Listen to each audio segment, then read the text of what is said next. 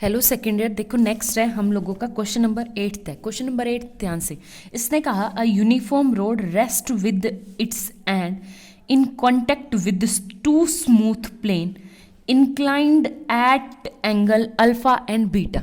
ठीक है, तो इसने कहा कि कोई आपके पास रफ प्लेन है, एक तो इसके साथ हॉरिजॉन्टल के साथ अल्फा और एक है बीटा। तो जो वो रोड है वो कुछ इस तरह से रेस्ट पोजीशन पे है कि एक कांटेक्ट ए से और ए, क्योंकि यहाँ से क्या दे रखा है अल्फा बीटा, और अल्फा के साइड ए और बीटा की साइड क्या है बी।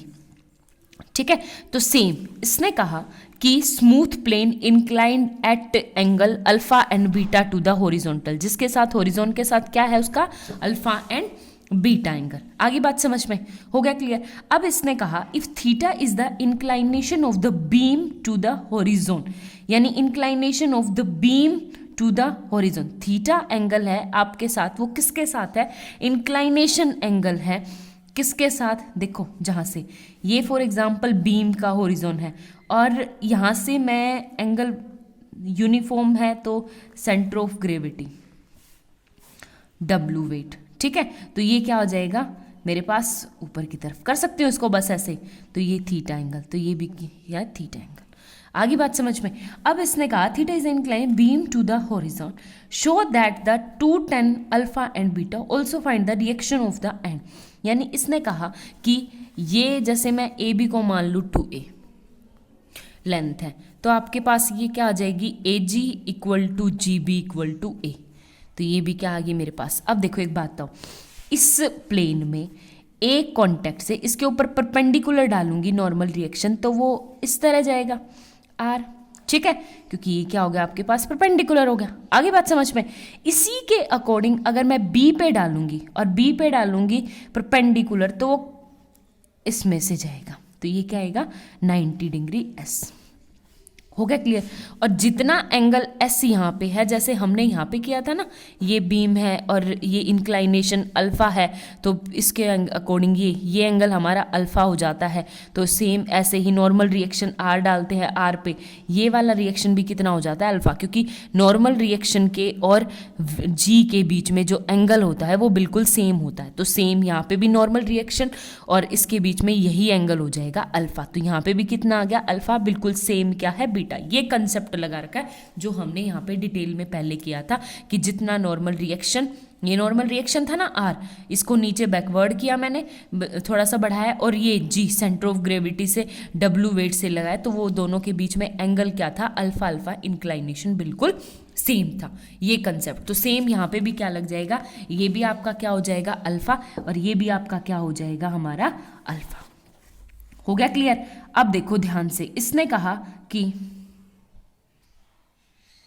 देखो कैसे करेंगे, अब यहां से करेंगे। देखो इसने कहा इतना ही हो गया, if theta is the inclination of the beam, एक सेकेंड एक गलती कर दी हमने, इसने कहा theta be the inclination of beam to the horizon. ये जो थीटा एंगल हमने गलती से ले लिया वो इसने कहा हॉरिजॉन्टल के साथ है। तो एक बात बताओ, मैं हॉरिजॉन्टल इसको ऐसे बनाऊंगी, ये गलत ले लिया, सॉरी, इसको हॉरिजॉन्टल के साथ बनाऊंगी, ये इंक्लाइनेशन ही है, तो ये एंगल क्या है थीटा। अब देखो पूरा का पूरा 90 है, तो ये वाला एंगल कितना हो जाएगा आपके पास 90 माइनस थीटा, तो ये भी कितना हो गया मेरे पास 90 माइनस थीटा। आगे बात समझ में। तो ये अब देखो आपके पास कैसे है, अब ये ट्राइंगल कुछ इस टाइप से बन गया, देखो इस तरह से, ये एंगल 90 माइनस थीटा, ये ए, ये भी ए साइड, ये अल्फा और ये बीटा। अब आप क्या लगा दोगे एम एन थ्योरम लगा दोगे, M N theorem cot M N theorem लगाएंगे तो क्या आएगा आपके पास एम प्लस एन, यानी A plus A cot 90 minus theta equal to किसके इक्वल हो जाएगी, ए के सामने अल्फा यानी ए कोट अल्फा और माइनस ए कोट बीटा।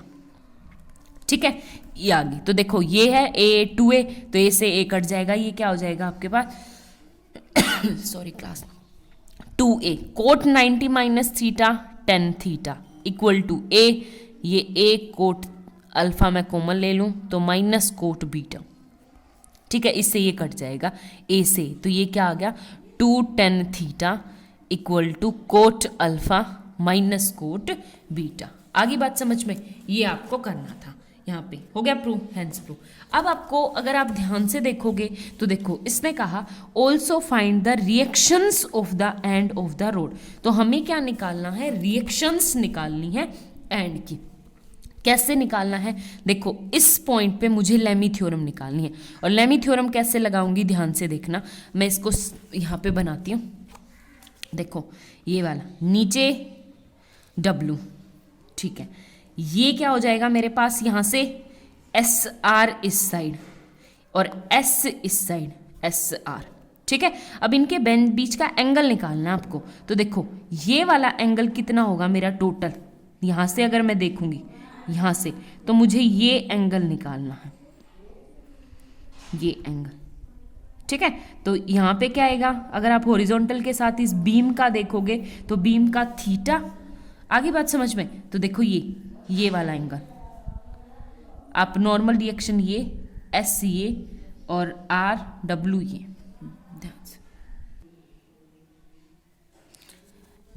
बन गया। अब देखो ध्यान से, मैं ये बनाऊंगी तो मेरा एंगल है, यहाँ से मैं सेपरेट करूं तो मेरा ये वाला एंगल, ये वाला ये हो जाएगा। और इसको क्या लिख सकती हूँ मैं, यहाँ पे अगर आप ध्यान से देखोगे, देखो पूरा तो है 180 माइनस बीटा, तो ये एंगल कितना हो जाएगा मेरे पास 180 माइनस बीटा, ठीक है।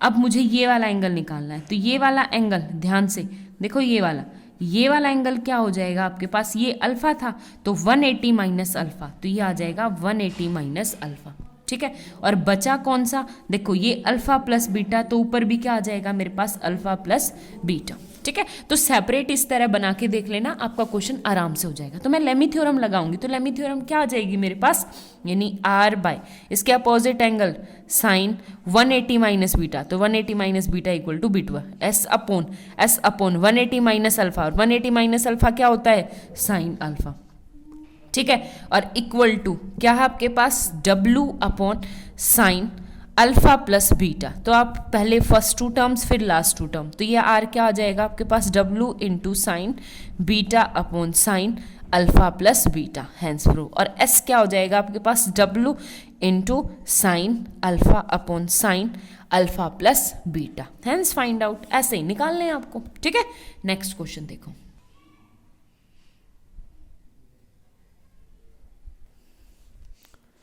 देखो नेक्स्ट है आप लोगों का क्वेश्चन नंबर 9। क्वेश्चन नंबर 9 क्या कह रहा है, देखो इसने कहा a heavy uniform road of length 2L, यानी एक रोड है AB इक्वल टू 2 लेंथ है, is resting in contact with the smooth sphere of radius R।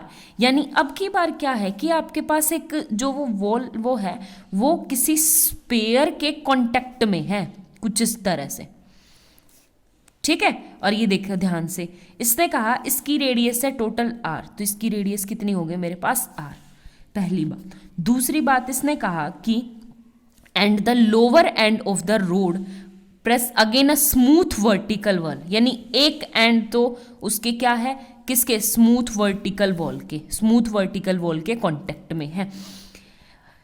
If the distance of the centre lower end of the road press again smooth vertical wall, if the distance of the centre of the sphere from the wall is C, यानी कि centre से लेके यहां तक का distance जो है वो क्या है आपके पास C। तो फॉर एग्जाम्पल ये मैं A मान लूं और यहां पे टच कर रहा है B, कोई पॉइंट मेरे को नहीं पता कहां है, तो ये D मान लूं, ठीक है। और ये सेंटर को मान लूं C फॉर सेंटर C को मान लूं, ठीक है। तो इसने कहा कि AC इक्वल, एक सेकेंड, A तो ये पॉइंट है तो इसको मान लो ABCDE मान लो, तो इसने कहा EC इक्वल टू C और AB पूरी की पूरी कितनी है आपके पास, ठीक हो गया क्लियर। आगे बात समझ में। अब G कोई भी मेरे पास, मैं कहीं पे भी हो सकता है कॉन्टेक्ट पॉइंट, यहाँ पे भी हो सकता है तो मैं यूनिफॉर्म रोड का कहाँ मान लूँ, यहाँ मान लूँ W पॉइंट, और ये आ गया G। तो मेरे पास AG कितना है L, क्योंकि टोटल पूरा का पूरा कितना दे रखा है A, हो गई बात। अब देखो इसने क्या कहा है इससे आगे, इसने कहा कि centre sphere from the wall is C and the rod makes an angle alpha with the wall, यानी वॉल के साथ वोल के साथ जो रोड है वो अल्फा एंगल बनाती है। तो एक बात बताओ, ये कितना आ गया मेरे पास 90 माइनस अल्फा। हो गया क्लियर? बस इससे आगे इसने कहा with the wall prove that, हमें ये प्रूव करना है कुछ इस टाइप से। तो कैसे करेंगे ये देखो, आप लोग क्या करो, बस कुछ नहीं, एक बार तो ये वर्टिकल वॉल है तो इसको मैं कुछ इस तरह से कर सकती हूँ, ये वाला डिस्टेंस, ठीक है, ये 90 डिग्री हो गया मेरे पास, ये रेडियस r है, ठीक है। तो ये EC इसको दे दूं F, तो आपका EC इक्वल टू क्या है, EF प्लस FC है ना, और EC कितना है आपके पास C, और ये न एंगल अब यहाँ से क्या है, ये इसके पैरेलल है, ये अल्फा है तो ये भी कितना हो जाएगा आपके पास अल्फा एंगल। देखो ये वाला ट्रायंगल का ये वाला एंगल अल्फा, ठीक है, ये वाला एंगल हो गया क्लियर। इससे आगे इसने क्या कहा कि यहां से देखो DF क्या है आपका परपेंडिकुलर है इससे, नॉर्मल रिएक्शन निकालो। तो देखो कांटेक्ट में एक तो इस पॉइंट पे है, इस कांटेक्ट पे इस पॉइंट पे है, तो इसके ऊपर कौन सा होगा नॉर्मल रिएक्शन R मान लो, ठीक है। एक कांटेक्ट यहां है तो इस वॉल के परपेंडिकुलर कौन सा है मेरे पास, ये, ठीक है, R। आगे बात समझ में? तो अगर मैं इस लाइन को बढ़ाऊंगी तो बिल्कुल सेम, देखो ये कहां से, यहां से, जहां से सेंटर ऑफ ग्रेविटी लगेगी। हो गई आगे बात समझ में? तो ये हो गया आपके पास O पॉइंट, इसको मान लो O पॉइंट, इसको R, एक को R दे दो, इसको R दे रहे तो इसको S दे दो, ठीक है। अब इसने कहा कि हमें ये प्रूव करना है, कैसे प्रूव करेंगे वो देखो।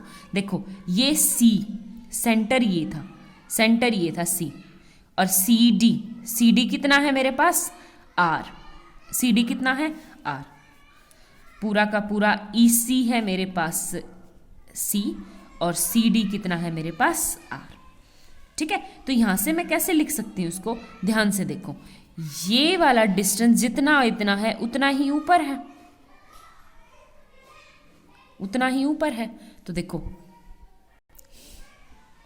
अच्छा मैं यहाँ पे क्यों पूछी, कारण भी पहुंचो। देखो A से G मेरे पास क्या है, L है, ठीक है, और ये वाला डिस्टेंस मुझे निकालना है। तो ये वाला डिस्टेंस मेरा कहाँ से निकल सकता है, देखो ये वाला डिस्टेंस, तो यहाँ पे हो गया मेरे पास EC इक्वल टू यानी यहाँ से यहाँ तक, तो मैं F इसको G यहाँ पे यूज़ कर चुकी H, तो इसको दे दो HD प्लस FC, वैसे है तो ये EF प्लस FC, जितना EF से है वही HD है, ठीक है। तो अब देखो इस बड़े वाले ट्रायंगल में बात करते हैं, ये वाला perpendicular upon hypotenuse into sine, तो ये क्या आ जाएगा EC कितना है मेरे पास C इक्वल टू HD की वैल्यू क्या होगी, परपेंडिकुलर अपॉन में हाइपोटेन्यूज यानी AD इंटू साइन अल्फा, ठीक है, प्लस FC क्या है आपके पास ये वाला, तो बेस ये सॉरी हाँ ये क्या हो जाएगा आपके पास बेस, तो सेम एंगल ये भी क्या आ जाएगा आपके पास अल्फा।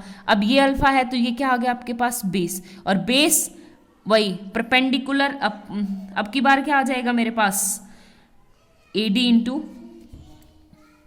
ये अल्फा है, तो ये क्या आ जाएगा मुझे ये निकाल लीजिए, तो FC मतलब बेस अपॉन हाइपोटेन्यूज, तो ये आ जाएगा AD,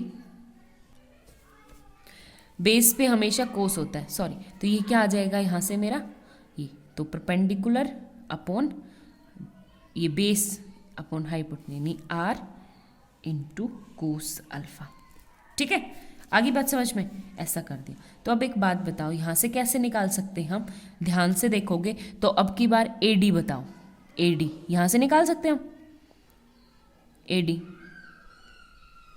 ठीक है, और AD में हम क्या करते हैं ADO ट्रायंगल में, यानी अब की बात करेंगे हम ADO ट्रायंगल में, और ADO ट्रायंगल में कुछ इस टाइप से है, ये 90 माइनस अल्फा है, ये परपेंडिकुलर होता है उसके ऊपर जो डालते हैं हम, और ये क्या है मेरे पास ADO, ठीक है।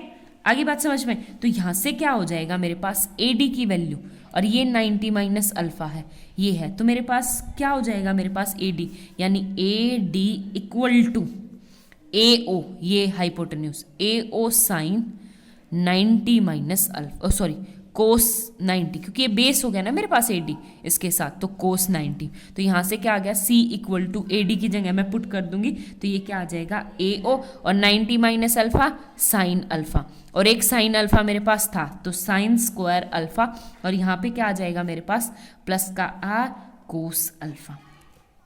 ठीक है, आगे बात समझ में? तो यहां से देखो हो गया। अब देखो किस में बात करेंगे, अब किस ट्रायंगल में जाना है। यहां तक मैं पहुंच गई AO तक, AO तक जैसे भी पहुंची ना, देखो इसमें AO तक पहुंची ना, अब मैं ट्रायंगल में बात करती हूं AGO। ठीक है, किस ट्रायंगल में बात करूंगी, ये जो ट्रायंगल है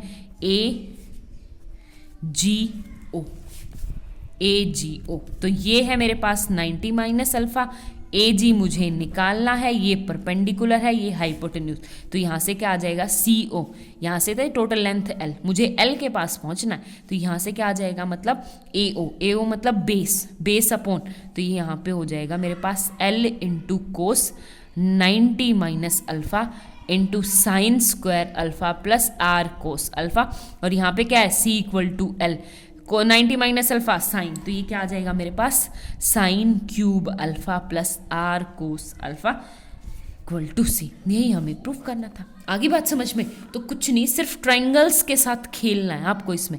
देखो आपको सबसे पहले कौन सा ट्रायंगल, एक तो ये वाला, ठीक है, फिर आपका ये वाला ट्रायंगल, जैसे ही आप इसके साथ लोगे तो देखो यहां से ये वाला क्या हो जाएगा मेरे पास, यहां ट्रायंगल, अब ये वाला, अब AO के पास पहुंची, फिर AGO, मुझे L के पास पहुंचना है बस। आगे बात समझ में?